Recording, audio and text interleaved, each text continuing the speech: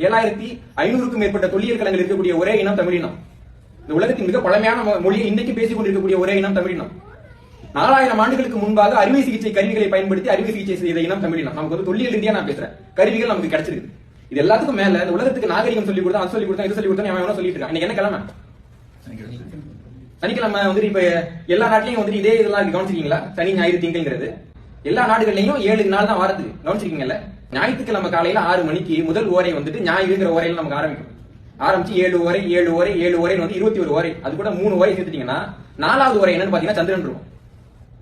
தமிழ் மரபுல 4வது ஓரை சந்திரன். இந்த கணக்கு போட்டீங்கன்னா அடுத்த நாள் வந்துட்டு திங்கக்கிழமை, அடுத்த நாள் பாத்தீங்கன்னா முதல் ஓரை வந்து புதன்கிழமை இருக்கும். காலண்டர் எடுத்து பாருங்க. ஒவ்வொரு நாளினுடைய முதல் ஓரையின் பெயர் தான் அந்த நாளினுடைய கிழமையினுடைய பெயராக இருக்கு.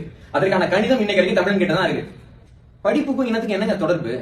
அப்ப வந்துட்டு நிறைய பேர் வந்து மொழியில் அறிஞர்கள் இருப்பாங்க. பன்மொழி புலவர் அப்பா துறைன்னு ஒருத்தர் 10 மொழி தெரியுமா? அவருக்கு 10 இனம் கொடுத்துடலாமா? ஒரு மனிதன் எவ்வளவு நல்லது செஞ்சாலும் ஒரு இனத்துக்கு நல்லவனாக மாற முடியுமா தவிர அந்த இனத்தை சேர்ந்தவனாக மாற முடியாது. வின்சென்ட் சர்ச்சில் ஒரு பெரிய ஆங்கில மேதை. அந்த வின்சென்ட் சர்ச்சிலுக்கு அவர் பேசுற பேச்சுல என்னென்ன பிழை இருக்குன்னு சுட்டி காட்டினவர் சில்வர்டன் சீனிவாச சாஸ்திரிங்கிற ஒருத்தர்.